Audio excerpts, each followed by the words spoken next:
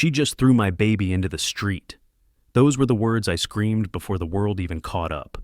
Lorna Penbrook, president of the Crestview Oaks HOA, still stood there, clipboard in hand, lips curled in that smug half-smile she wore like armor. "You people think rules don't apply to you," she said, voice sharp, brittle. My newborn's cry split the air, thin and desperate, as the stroller wheels scraped against asphalt and the rush of tires swallowed sound. I lunged, caught the handle an inch before an SUV screamed to a stop. For a second, I thought the driver would hit us both. She tried to step closer, voice trembling with faux authority. "This is an HOA zone, Mr. Dwyer. You can't obstruct common property." I turned to her, cold. "You just obstructed federal law." The look in her eyes faltered for the first time. She didn't know it yet, but I wasn't another homeowner afraid of fines or gossip threads. I was a federal prosecutor. I'd spent a decade watching people like her crumble under the weight of their own arrogance. Before I go further, if you're watching this right now, you'll want to subscribe. I promise you, what happened next turned a neighborhood dispute into a federal indictment. The clock started that morning, and by the time it ended, a board president was in handcuffs. My name's Marcus Dwyer. I prosecute corruption and obstruction cases for a living. I moved into Crestview Oaks 3 weeks ago, looking for quiet after my wife's complicated C-section. We wanted sunlight, stability, maybe even normal neighbors. Instead, we got a gated kingdom run by a woman who believed she could legislate morality, one parking citation at a time. That stroller she nearly sent rolling under a car wasn't just a piece of baby gear. It was everything we had left of peace. My wife, Evelyn, couldn't lift our son yet. The scar from her surgery still ached when she bent to hold him. I was juggling diaper bags and court files that morning, half awake, half grateful. And then came Lorna, snapping photos of our driveway like she was documenting a crime scene. She said we'd blocked the fire lane for 7 minutes. 7 minutes, the time it takes to feed an infant. 7 minutes that almost ended his life. Crestview Oaks wasn't new to enforcement drama. They called it community discipline. Residents whispered about people fined for wind chimes, for shade tents, for flags too large. But no one stood up to her. Lorna controlled the newsletter, the social media groups, even the security patrol. You couldn't breathe without her approval. The irony? She used to work in real estate compliance. She knew exactly how to weaponize the bylaws to silence anyone who questioned her. I didn't move there to fight. I wanted to focus on Evelyn's healing, on hearing my son breathe through the baby monitor at night. But when I watched her step back from that curb, blank-faced, pretending she hadn't just endangered a child, something in me locked. That wasn't enforcement. It was ego. And ego under color of authority is something I've seen before, in judges, in cops, in mayors who thought they were untouchable. As the driver shouted from his car and neighbors peeked from behind hedges, Lorna adjusted her clipboard and said, "You'll be cited for non-compliance." That's all she said. Not sorry, not even concern. Just the language of a bureaucrat who believed paper could erase consequence. I took a photo of her right then. Clipboard, badge, the logo of her Crestview Enforcement Unit. Later, that image would become Exhibit A. But in that moment, all I saw was a woman who had no idea what she'd awakened. By the time I carried the stroller back up the drive, Evelyn was at the window, face white. She thought we'd been hit. The baby was crying so hard his chest shook, and Lorna? She was already walking away, dialing her phone, probably filing her incident report. That's when I knew this wasn't over. You don't come after my family and walk away with a fine.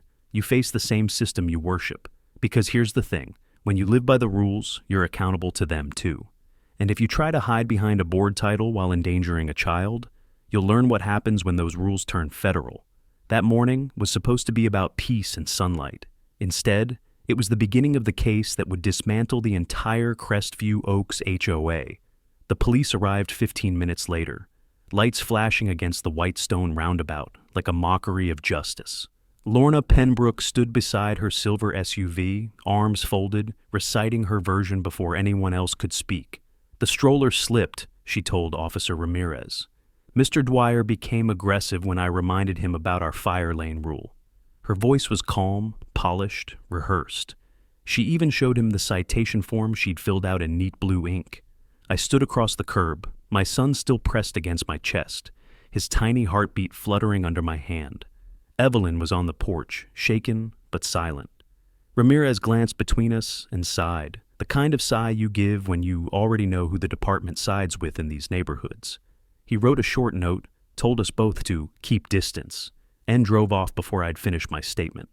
The flashing lights faded, leaving behind something colder, the realization that Lorna thought she'd already won. That night, the HOA's community email went out at 8:47 p.m. Subject line, safety concern at the gate. I didn't need to open it. Neighbors had already started texting, phrases like incident with the new resident and fire lane confrontation.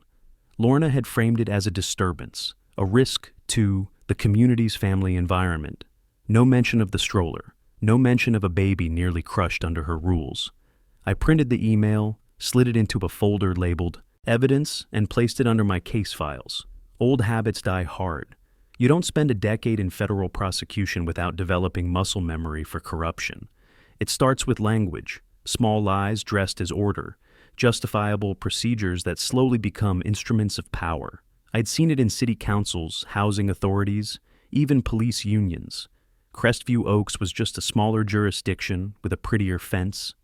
The next morning, Evelyn tried to convince me to let it go. "We have enough stress, Marcus. Please, let her think she's right," she whispered. I looked at the bruise on her arm from gripping the porch rail too hard while watching that stroller roll downhill. Let her think she's right wasn't an option anymore. By mid-morning, 3 new violation notices appeared taped to our mailbox. Improper waste bin placement, unauthorized vehicle presence, excessive noise. Each was time-stamped within 20 minutes of the previous one. The signature at the bottom, L. Penbrook, President. The ink was still damp. I stepped back and took a picture of each slip, close enough to see the pen's pressure indent. They'd later matter when we compared handwriting during discovery. But for now, they were proof of retaliation. Crestview Oaks was eerily quiet that day. Neighbors watched from their driveways but said nothing. One woman I'd spoken to once about recycling avoided eye contact altogether. Fear of losing community standing ran deeper than decency here. In HOA territory, silence was compliance. My professional instinct kicked in. Not rage, not vengeance, just precision. I began cataloging everything. Times, dates, digital copies of every notice. I used my old DOJ field recorder to narrate the timeline verbally, syncing it with phone photos. The stroller incident wasn't a one-off. It was an entry point into something structured, something systemic, a neighborhood functioning like a fiefdom under the guise of maintenance. The more I documented, the clearer it became. The HOA board was operating without oversight. Their citations weren't legally enforceable in the way they claimed. No external auditing, no appeals committee beyond Lorna herself. It wasn't law, it was theater. Late that afternoon, I visited the local precinct again. Officer Ramirez recognized me, forced a smile, and gestured me to a side desk.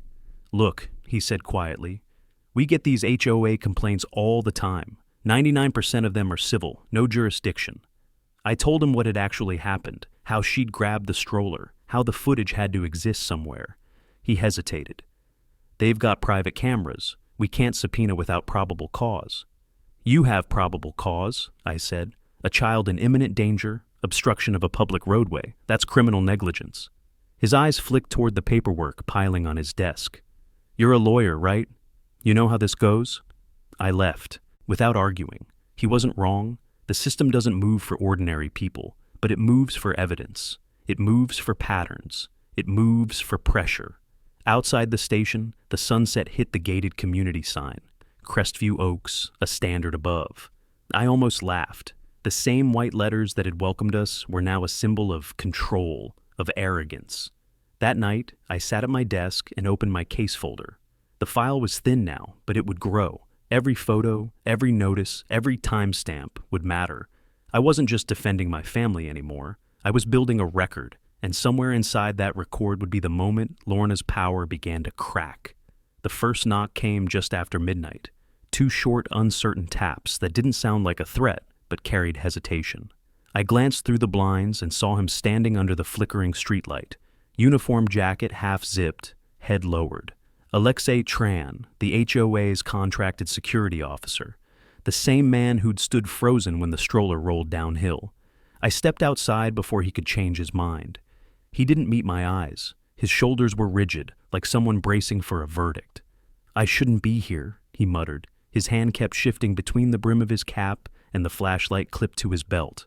I could tell he'd been arguing with himself the entire walk over. The quiet hum of the electric lamp buzzed above us, punctuating every pause. "You're not on duty now," I said. He nodded, jaw tight. "Doesn't matter. Lorna, she monitors the camera feeds. She'll see I came here." His eyes flicked toward the intersection where the HOA's new sign had just gone up. Private security, patrolled community. The irony wasn't lost on either of us. "Then why risk it?" I asked. He exhaled, breath visible in the cool night air. "Because what she did today crossed every line. I've worked private patrol for 7 years. I've broken up fights, stopped drunk teens, dealt with angry dogs.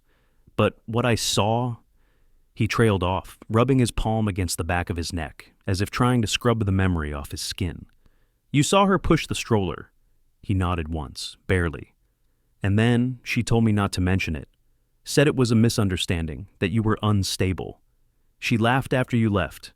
That's when I realized she wasn't just covering herself. She was testing how far she could go." His voice cracked on the last word, and I recognized the tremor of conscience. Men like him, trained to follow orders, keep their heads down. Don't defy authority unless the moral weight gets too heavy. "You know she'll retaliate," I said. He let out a hollow laugh. "Already did. She cut my hours after I asked to keep the footage, said I was misusing system access.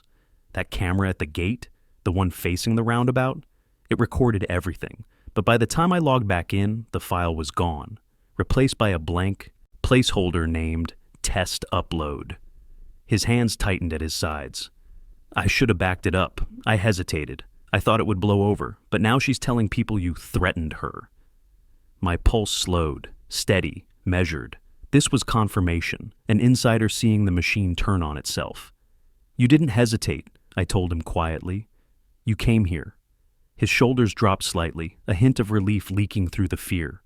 "If she finds out," he whispered. "She will," I said. "But not before the right people do." He looked up then, for the first time, eyes bloodshot from exhaustion. "You're building a case, aren't you?" "I'm building truth," I said. "The kind that doesn't disappear when someone clicks delete."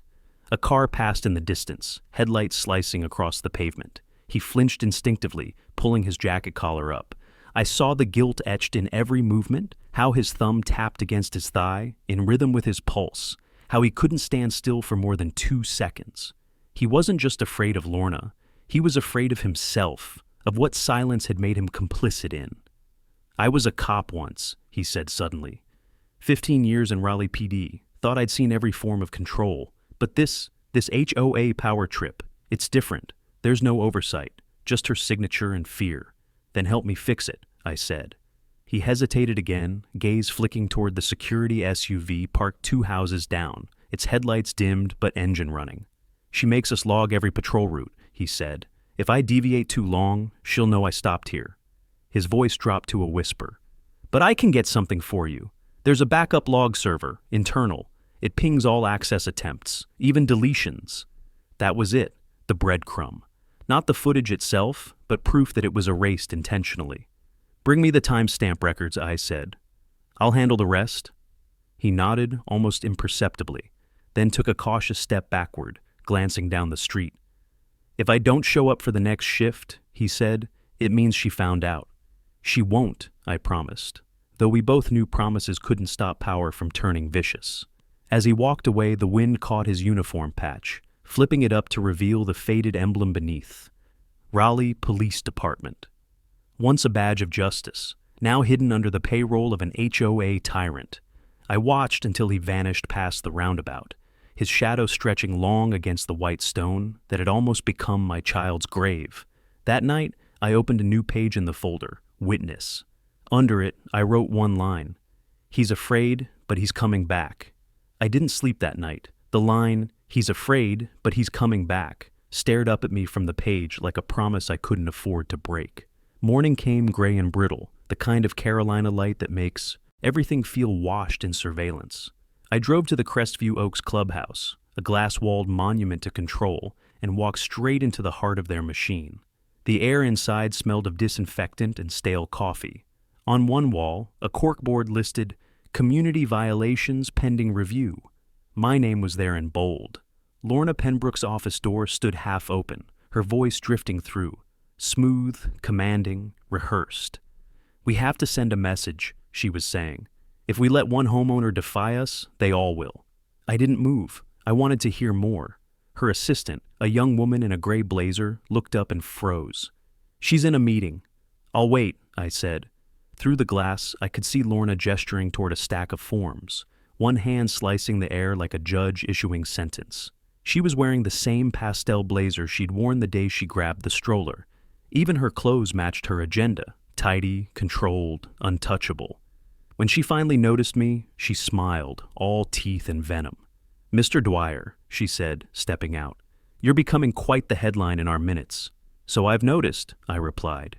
"You're charging me $300 for a recycling bin? You left it visible from the street, Rule 12.7. She said it the way priests quote scripture.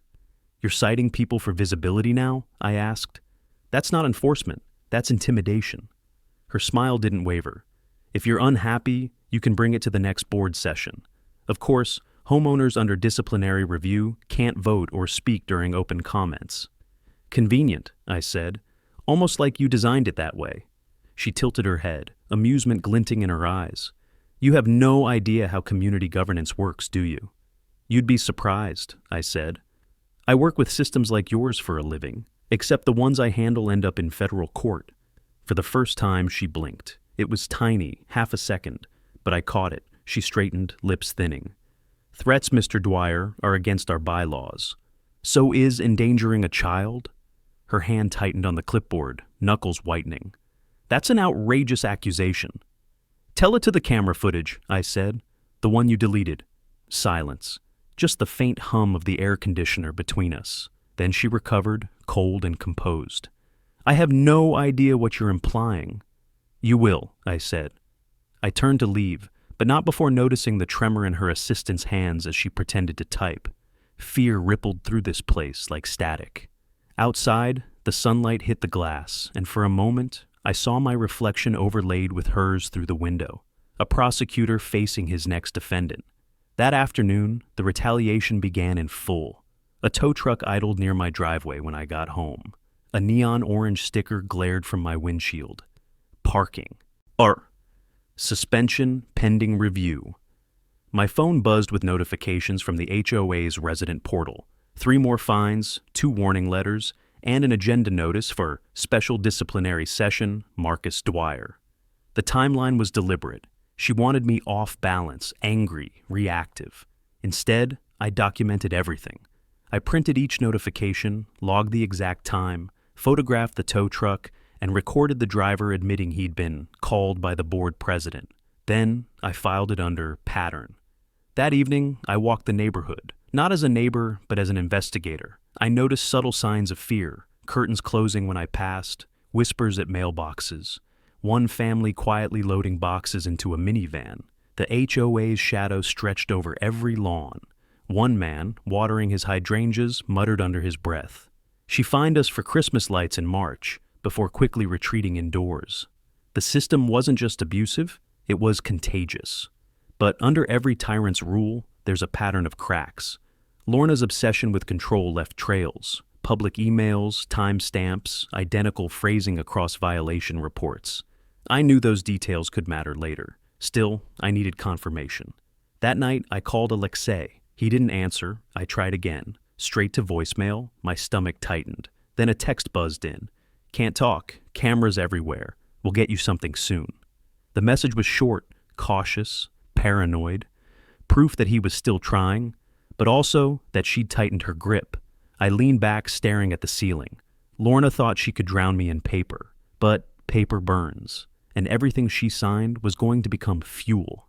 I didn't know it yet, but the next time Alexei showed up, he wouldn't just bring data.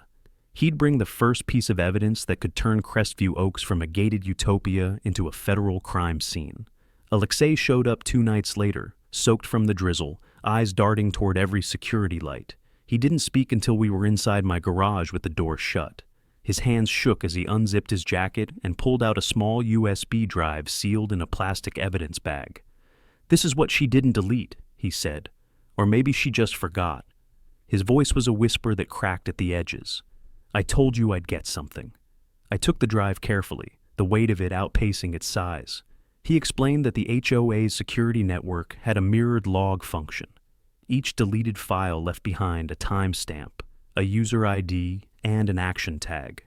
Lorna's login appears 37 times between 6 a.m. and 8:01 p.m. the day of the incident, he said. All marked delete footage. His jaw locked as he looked away. She didn't just erase your case. She erased every record that could make her look human. The garage was silent except for the hum of the freezer and the distant tap of rain against the aluminum door.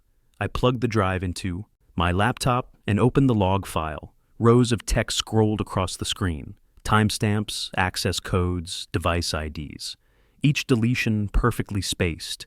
Each line another nail in her own coffin. Alexei stood rigid behind me, arms crossed tight, his breathing shallow. "If she finds out I copied this, I'm finished," he said. "She'll blacklist me from every contract in the county." "You're not finished," I said. "You're testifying." He gave a bitter laugh. "You think the police care? Ramirez won't even take your statement." "Not the police," I said, eyes still on the screen. "The Department of Justice."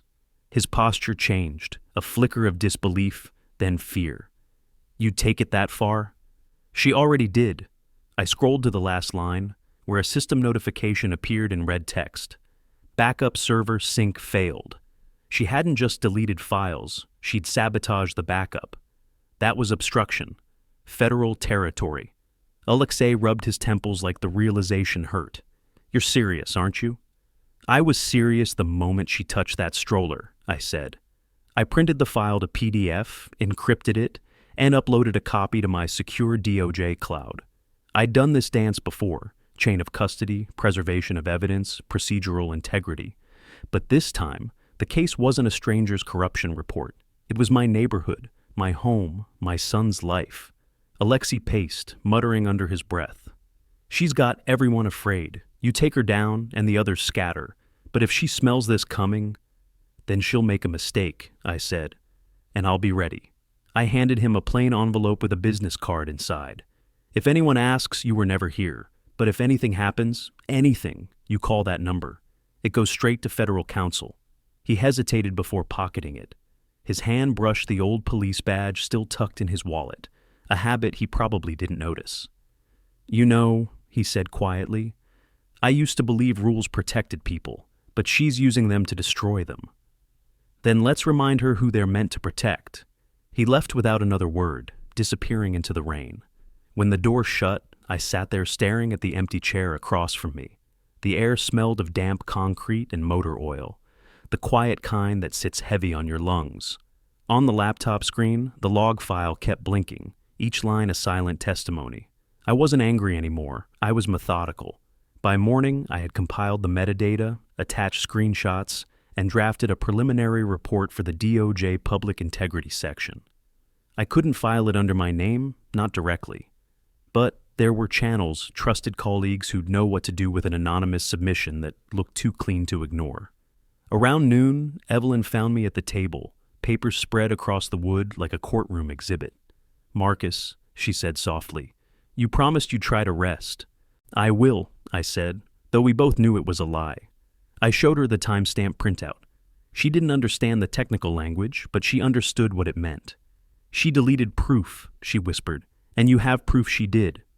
"Exactly." I slipped the drive into an evidence envelope, sealed it, and labeled it with a single word: Pembroke. Outside, thunder rolled over Crestview Oaks, low and distant, like the sound of something inevitable drawing near. The walls of her empire were still standing, but now, for the first time, there was a crack running straight through the foundation. The storm that rolled over Crestview Oaks the next morning felt almost deliberate, as if the sky had finally decided to testify. Rain hammered the white stone roundabout, washing away the chalk outlines of order Lorna Pembroke had built her empire on. I drove downtown through sheets of water, gripping the sealed envelope labeled Pembroke in my lap. This wasn't a neighbor's dispute anymore. It was evidence. I parked outside the Wake County Courthouse, same building I'd spent years walking into with other people's cases. It felt different being on the other side. Inside, the lobby buzzed with the sterile rhythm of bureaucracy. Security scanners, wet umbrellas, echoing footsteps. I kept my head down and walked straight to the clerk's window, requesting a time-stamped receipt for third-party evidence deposit. No questions, no names, just procedure. A trail Lorna couldn't erase. When I got back home, Evelyn was sitting on the couch, a folded letter trembling in her hands. The HOA logo was printed across the top in navy ink. Crestview Oaks, a standard above. "They're calling a special session," she said quietly. "They want to discuss our behavioral compliance." Her voice cracked. "Marcus, they're trying to remove us." I took the letter, reading the words carefully. "Recommendation for property violation hearing. Potential termination of residency privileges." My jaw tightened. "She's escalating." "She's obsessed," Evelyn whispered. "What if she gets the neighbors on her side? We can't keep living like this." I sat beside her, still holding the paper. "We won't, because she just crossed into federal territory." She frowned. "What does that mean?" "It means she's not in control anymore." I didn't tell her I'd already sent the full report to an old colleague at the Department of Justice. It wasn't official yet, but within 24 hours, the right people would start asking the right questions. Lorna didn't know it, but every email she'd sent, every digital deletion, every misuse of authority now lived in a secure federal server. You can't bully your way past metadata. Still, I had to play along until the hammer dropped. That evening, I attended the special session. The meeting took place in the community hall, a sterile space with laminate floors, fluorescent lights, and rows of folding chairs, the kind of place where control disguised itself as civility.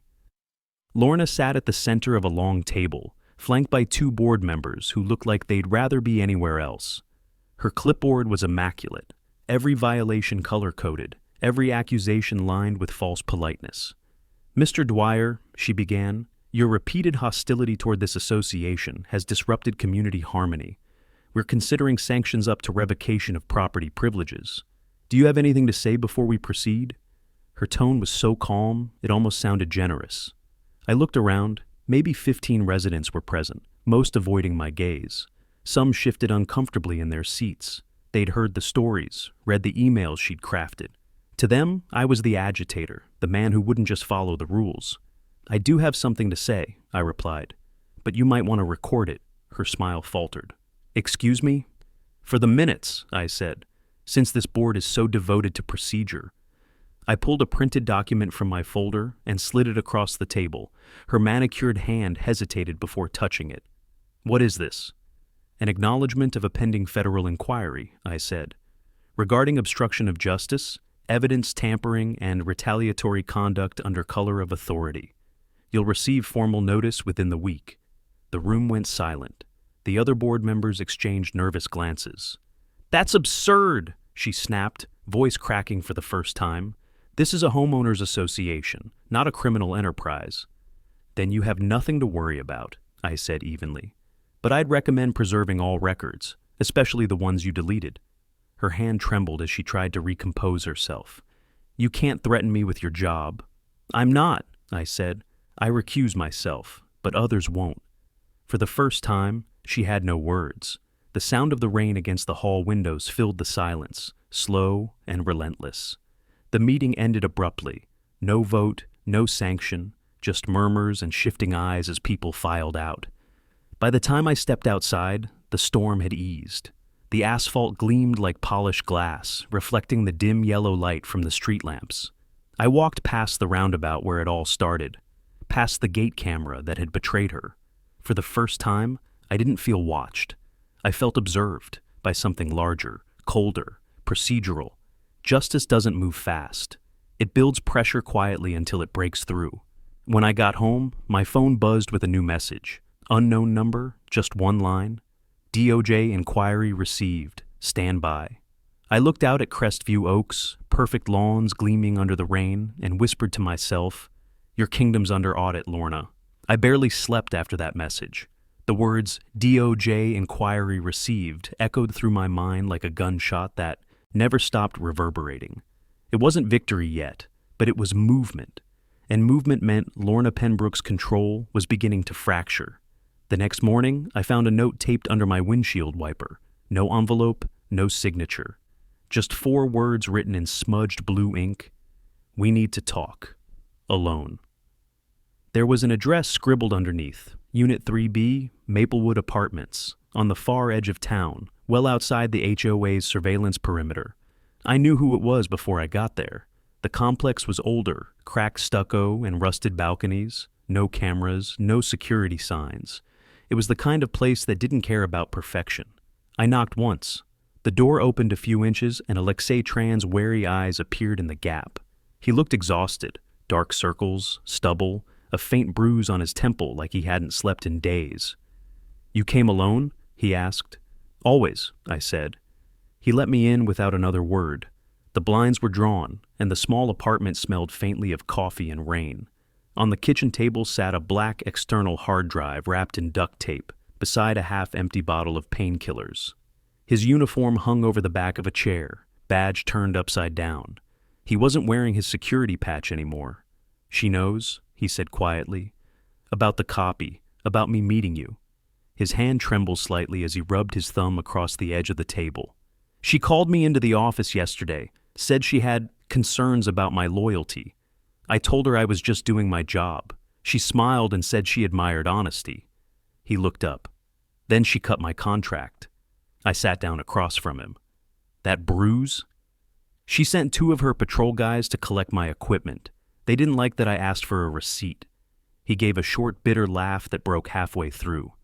I've seen intimidation before, Marcus, but this, it's cleaner. She doesn't shout, doesn't threaten.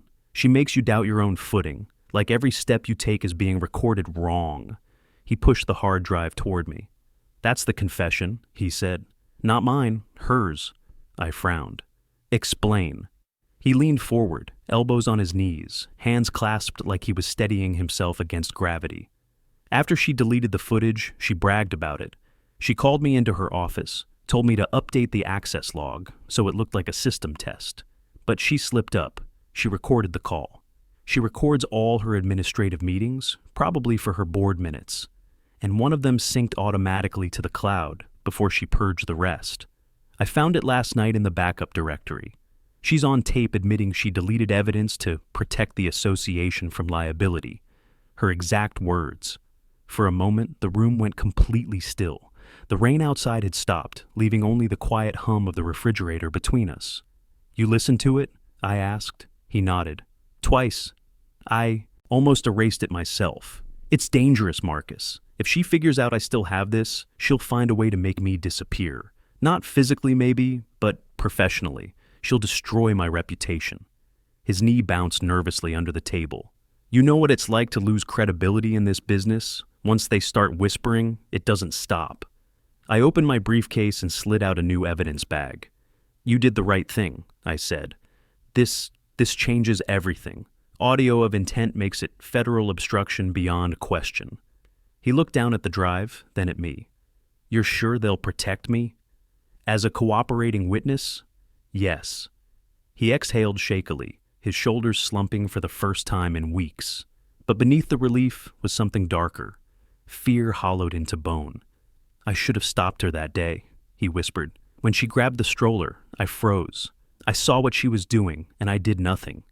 You didn't cause it, I said. He shook his head, voice barely audible. But I let it happen. That kind of guilt never really leaves a man. I'd seen it in witnesses, in cops, even in soldiers who'd hesitated 1 second too long. But now he was doing what mattered, telling the truth. As I sealed the hard drive inside the bag, I noticed his hands finally steady. He wasn't trembling anymore. When this goes through, I said, you'll testify, but not as her guard, as her undoing. He nodded slowly, almost a vow. Then let's finish it.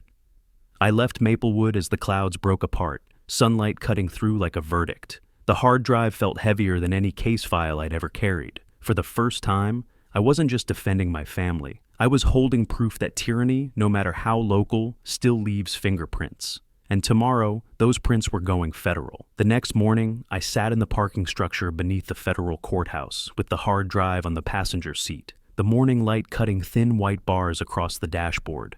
The place was half empty, echoing with footsteps and the faint hum of air vents. It felt like being inside a heartbeat, steady, deliberate, procedural. I'd parked here hundreds of times before, carrying evidence for cases that weren't mine personally. But this one was different. This was my neighborhood, my family, my child. The line between duty and vengeance had never felt thinner. I took a deep breath, grabbed the envelope, and headed for the elevator. Inside, I replayed Alexei's voice in my head. The tremor, the confession, the fear, it gave weight to every step I took. When the doors opened on the third floor, I walked straight into the Department of Justice's Public Integrity Section satellite office. The receptionist looked up, startled, probably recognizing me. "Mr. Dwyer, I thought you were on leave." "Just dropping off some material," I said. I slid the sealed evidence bag across the counter, along with a cover letter marked "Confidential, Potential Obstruction by Private Governance Entity." She didn't ask questions. She didn't have to. The badge clipped to my belt carried enough context to make her look twice. She stamped the receipt, time-coded it, and handed it back to me. Chain of custody officially established. Walking out of that office felt like drawing a line through Lorna Penbrook's name. Once federal evidence is logged, it can't be unlogged. Every file, every backup, every timestamp now existed on record. For someone who built her empire on erasing things, that was the beginning of her undoing. Outside, the city smelled of wet asphalt and coffee. I sat in my car for a while, watching people hurry through the drizzle, none of them knowing that somewhere beyond the suburbs, an HOA president was about to meet the full weight of the law she mocked. My phone buzzed with a message from an unknown number. It was short, like all the important ones are. Inquiry accepted.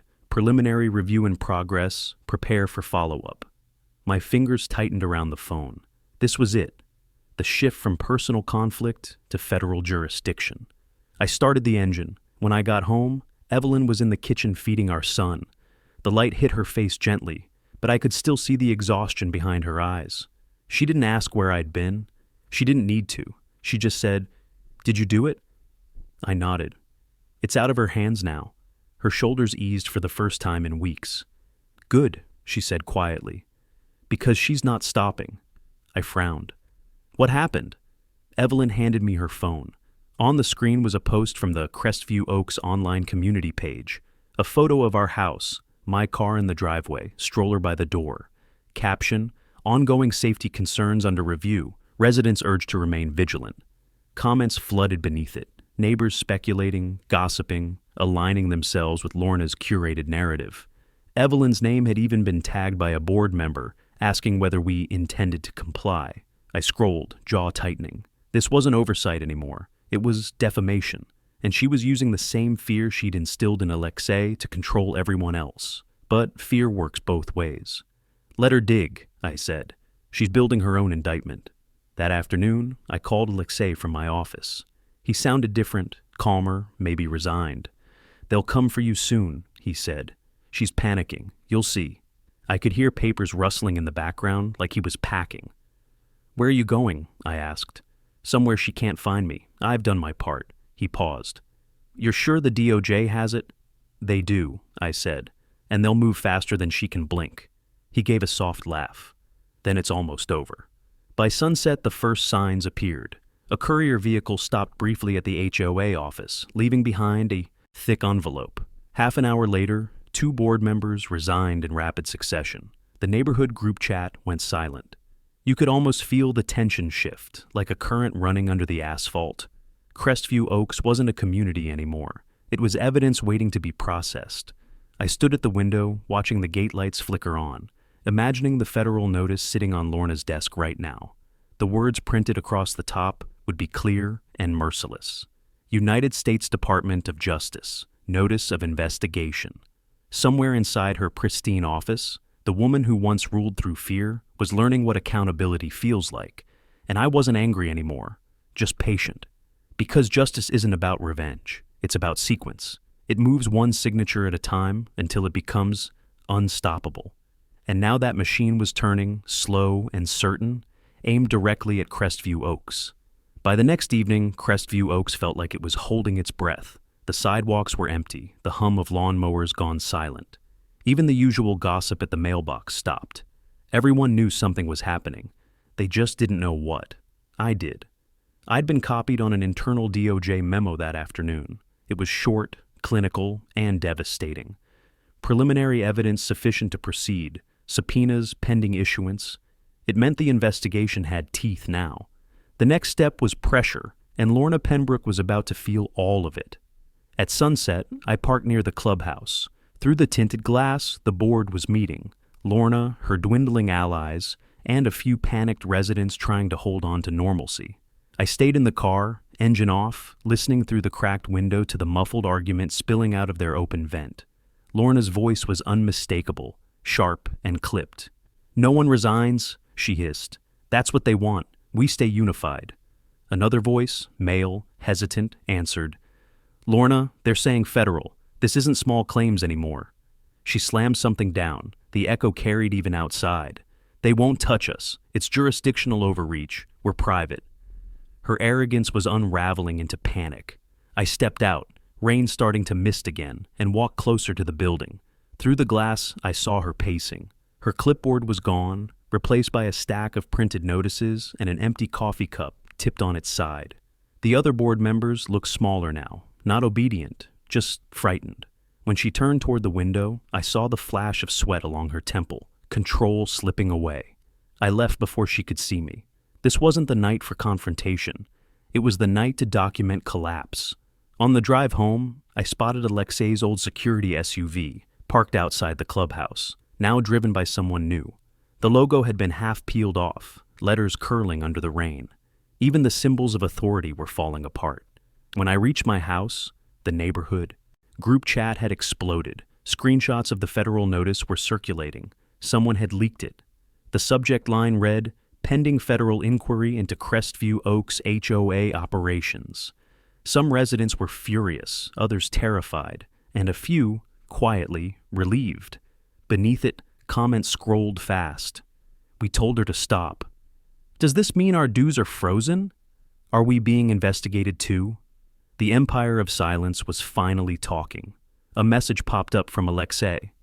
"They raided the office tonight. Not the feds, insurance auditors. Someone tipped them off." I called him immediately. He answered on the first ring, voice low, breath uneven. They came in while she was holding the board meeting. She tried to tell them they needed a warrant. They laughed, said they weren't law enforcement. They were policy investigators from Heritage Mutual, the HOA's insurer. What did they find? Financial irregularities, missing payments, liability misfiling? He paused. They said her insurance coverage could be void if federal obstruction is confirmed. That was it. The final domino. Once insurance collapses, an HOA has no fiscal shield. Every board member becomes personally liable for damages. "She's finished," I said quietly. Alexei didn't answer right away. When he did, his tone was heavier than triumph. "She won't go down easy, Marcus. People like her, control isn't a position, it's oxygen." He was right. That night, Lorna sent one last email to the entire community, a desperate manifesto. I read it 3 times. She accused me of federal sabotage, called the DOJ inquiry fabricated, and demanded residents unite against false prosecution. But the signatures beneath it told a different story. 2 board members had already withdrawn their support.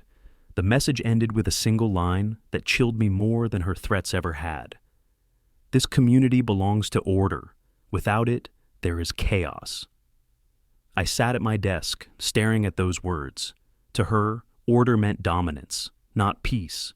It meant a hierarchy where no one questioned her authority. But real order, the kind built on law, was already rising against her. Before shutting down for the night, I opened the DOJ case tracker. A new tag had been added to my report. Referred to enforcement coordination, joint jurisdiction, federal state. That meant investigators were already preparing to seize evidence. Tomorrow, Crestview Oaks would wake up to black sedans and subpoenas. As I looked out at the roundabout, glowing under the streetlights, I thought about how fragile tyranny really is. It always looks invincible until the paperwork catches up. And tonight, the paperwork had arrived. Morning came with the sound of engines that didn't belong to residents. Black sedans rolled through the Crestview Oaks gate. slow and deliberate, their hazard lights flashing like a silent warning. Agents in dark windbreakers stepped out. No shouting, no spectacle, just quiet efficiency. The neighborhood froze. Curtains twitched, doors cracked open, and a dozen phones started recording from behind glass. After months of fear and manipulation, the air smelled different, sterile, procedural, final. The Department of Justice had arrived. I stood at my window, watching them approach the HOA office. The white stone roundabout, the same one where my son's stroller nearly met the road, now reflected the glare of camera flashes and blue lights. A symbolic battlefield turned evidence ground. I walked outside, calm but wired, my hand steady even as my pulse climbed. The lead investigator, Special Agent Morgan, recognized me immediately. "Mr. Dwyer," he said, flipping open a file, "you're the reporting witness on case 2473. His tone was neutral, professional. "We'll need your verification on some timestamps." "Of course," I said, handing him my ID. Behind him, agents moved with surgical precision, entering the clubhouse, photographing every desk, every binder, every external drive. Lorna Penbrook stood at the doorway, pale, rigid, her once perfect composure fractured. "This is harassment," she barked. "You can't just barge into private property." Agent Morgan didn't even look at her. "We have a federal warrant under Title 18, obstruction and tampering statutes." He handed her a copy. "You may want to read it carefully, ma'am. It mentions your name 14 times. The neighbors gathered in clusters, whispering, filming, pretending not to stare. The same people who'd once avoided eye contact now couldn't look away. It wasn't schadenfreude, it was shock, like seeing the mask ripped off a god. I caught a glimpse of Alexei near the perimeter, wearing plain clothes, his posture taut but resolute. He met my eyes briefly, and for the first time since that night under the streetlight, he didn't look afraid. I walked over. "You gave them the recording?" I asked quietly. He nodded. "They called me in last night. I played the file, her voice admitting she deleted the footage. It's all there." He took a deep breath, exhaling years of silence. "They said it's enough to secure an indictment." Inside the clubhouse, Lorna's voice cracked through the air. "Do you have any idea what this will do to our property values?" she shouted at an agent cataloging documents. "You're destroying lives." The agent didn't respond. The sound of cameras clicking drowned her out. By mid-morning, the investigation spread. Boxes of files emerged from the office, each sealed and labeled. The HOA logo, once a badge of authority, now sat stamped on evidence tags. Residents gathered near the fountain, whispering, "Is this real? Is she going to jail?" Someone asked me directly. "Did you do this?" "No," I said, staring at the line of agents walking toward their cars. "She did." Evelyn came outside, holding our son against her, chest. For the first time in months, I saw color in her face, relief, exhaustion, disbelief. "It's really over," she whispered. "They're taking everything." "Not everything," I said. "Just what never belonged to her."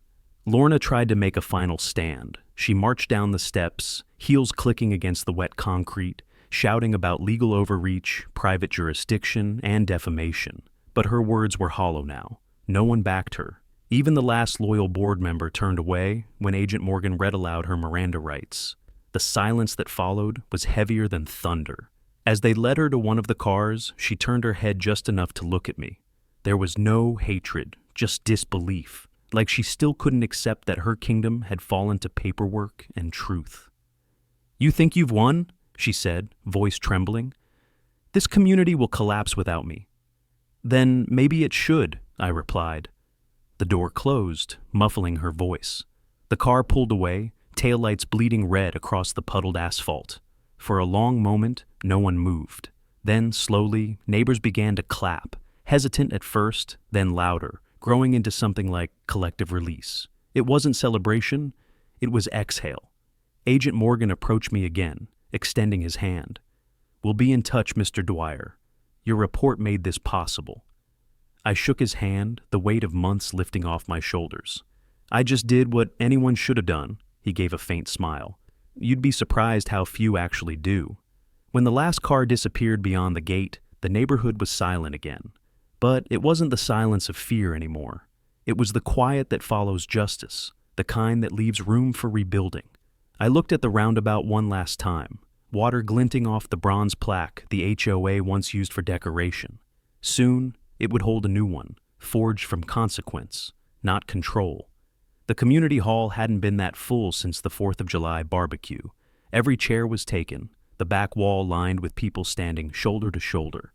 Reporters had gathered outside, their cameras glinting through the glass doors. The board had called this an emergency homeowners meeting, but everyone knew what it really was, the public reckoning of Crestview Oaks. The DOJ had made their move, the insurance company had withdrawn coverage, and the HOA's legal counsel had resigned that morning. Lorna Penbrook, out on conditional release, stood at the front of the room, flanked by 2 of her remaining supporters. Her once polished confidence had curdled into defiance. I sat in the second row beside Evelyn, my son asleep in her arms. The air smelled of disinfectant and cheap coffee. A dozen residents whispered, some sympathetic, some still terrified of choosing sides. The microphone at the podium squealed as Lorna adjusted it. "This community," she began, "has been under attack by false narratives and malicious interference from individuals who seek to destroy our unity." She glanced at me when she said it, her eyes glassy, desperate for control. "I will not stand by while outside forces dismantle everything we built." A murmur rippled through the room. Someone in the back shouted, "You endangered a baby, Lorna!" Another voice added, "You lied to all of us!" The crowd was turning, the first real crack in her dominion. She raised her hand, but the room didn't quiet. "Please," she snapped. "Decorum. We are still under association order." "Order?" I said, standing. The word hit like a hammer. Every head turned. "You mean the order you built on intimidation, fraud, and fear?" Her jaw clenched. "Mr. Dwyer, you are not recognized to speak." I stepped forward, ignoring her. "You almost killed my child." The words dropped heavy into the silence that followed. "You erased evidence, you weaponized your authority, and you did it while hiding behind bylaws no one ever voted for." I turned to face the crowd. "How many of you were fined without warning? How many of you paid just to keep her off your back?" Hands began to rise, hesitant at first, then more, until nearly half the room was holding them up. Lorna's face blanched. "You don't understand what it takes to manage a community," she said, voice trembling. "No," I said, "you don't understand what it takes to lead one." I pulled a folded sheet from my pocket and placed it on the podium. "This is a certified copy of the Federal Obstruction Report, publicly filed. Every citation you issued after that stroller incident is now part of an active case. Every resident you targeted is now listed as a potential witness." Gasps scattered across the room. People turned to each other, whispering, verifying, realizing the nightmare was ending. One woman near the front, an elderly resident who'd been fined for unapproved lawn chairs, stood and said, "You made us afraid to live in our own homes." Lorna's composure broke. "I did what was necessary," she shouted. "Without structure, this place would fall apart." I looked at her, calm, deliberate. Then maybe it needed to. The crowd erupted, not in chaos, but in something purer, applause, raw and cathartic. The sound filled the hall, rolling off the walls like thunder. Lorna tried to speak again, but her words were lost in the noise. Her 2 allies stepped back, their expressions unreadable, as if finally realizing they had backed the wrong god. When the applause faded, I said, "The Department of Justice and the State Attorney General will oversee Crestview Oaks until a new Residence Council is elected. You'll have open books, transparent budgeting, and a voice again. This isn't about revenge. It's about rebuilding." A man in the back called out, "Then what happens to her?" I didn't have to answer. 2 plainclothes agents stepped into the doorway, quiet but unmistakable. One held a new warrant. Lorna saw them and froze. "No," she whispered. "You can't." They didn't argue. They approached calmly, reading her rights again as she stared at the floor. When they let her out, no one cheered. The applause had already said everything. Evelyn reached for my hand, her fingers trembling. "It's over," she said softly. "Not over," I replied, looking around the room at the faces of people finally free of fear. "It's beginning." Outside, the cameras flashed as Lorna was escorted into the waiting car. For the first time since we'd moved to Crestview Oaks, the community doors stayed open. People didn't scatter. They stayed, talking, planning, breathing. And in that moment, I realized the roundabout, the rules, the fear, they'd all been symbols. But now, so was this hall. It was the place where silence finally broke. By the next morning, Crestview Oaks didn't look the same. The banners were gone from the gate, the security patrols had vanished, and the air felt lighter, like the whole neighborhood had exhaled after months of holding its breath. The sun broke through the clouds for the first time in weeks, scattering gold across the white stone roundabout where it had all begun. The same place where fear once ruled now stood empty, silent, peaceful, and free. Federal notices were posted on the clubhouse doors, sealing the office pending investigation. A small crowd gathered to read them, quiet but not afraid. Someone had brought coffee, another brought muffins.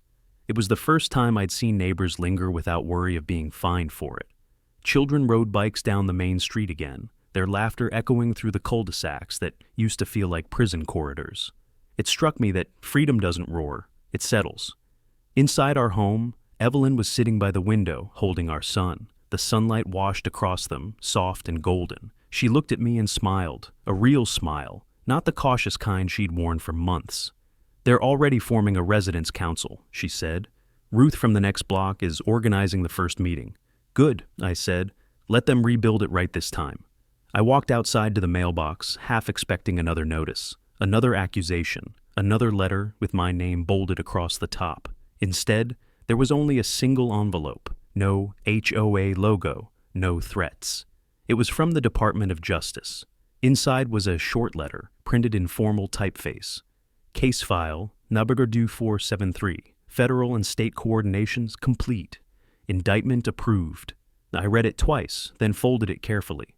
Lorna Penbrook was officially being charged with obstruction, evidence tampering, and retaliation under color of authority. It wasn't vengeance, it was consequence. Her reign had ended exactly the way it began, with paperwork, except this time, the signatures worked against her. When I walked back toward the roundabout, Alexei was already there, standing with a cup of black coffee, eyes fixed on the center garden where workers were planting new hydrangeas. "They're replacing the sign," he said, nodding toward the bronze plaque that once read Crestview Oaks, a standard above. The new one gleamed faintly in the sun. It read, "Community is not control." He smiled faintly, a man who'd spent too long carrying guilt. "You think they'll keep it that way?" "They will," I said. "People don't forget the price of silence." He nodded, sipping his coffee. "You know," he said after a long pause, "I used to think rules were what kept people safe. Turns out it's people who keep rules honest." That line stayed with me long after he walked away. By late afternoon, the news vans had packed up. Reporters moved on to fresher scandals, but the residents stayed. I watched them sweep the clubhouse steps, tape hand-drawn signs to the notice board. "Welcome meeting tonight. Bring ideas." They were reclaiming the space, turning it from a fortress back into a community. I stood near the fountain with Evelyn, our son asleep in her arms. "You could have moved away," she said softly, "after everything." "I thought about it," I admitted, "but leaving would have meant she won." "What now?" she asked. "Now?" I looked at the roundabout, at the sunlight reflecting off the water, at the neighbors talking like they hadn't in months. Now we live here, really live here. That night, I walked the same path I'd taken that first morning, the one where everything began. The wind was cool, and the lights along the sidewalk glowed amber. I passed the place where I'd caught the stroller, where the tires had screeched and my son had cried, and for the first time, it didn't sting.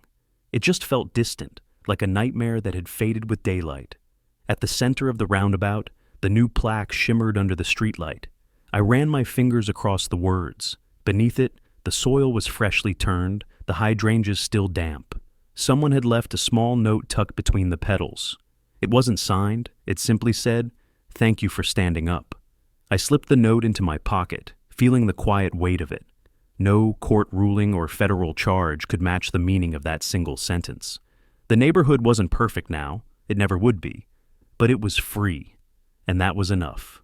If you want more stories of homeowners standing up to HOA tyranny, hit subscribe right now, share your story in the comments, and let me know where you're watching from.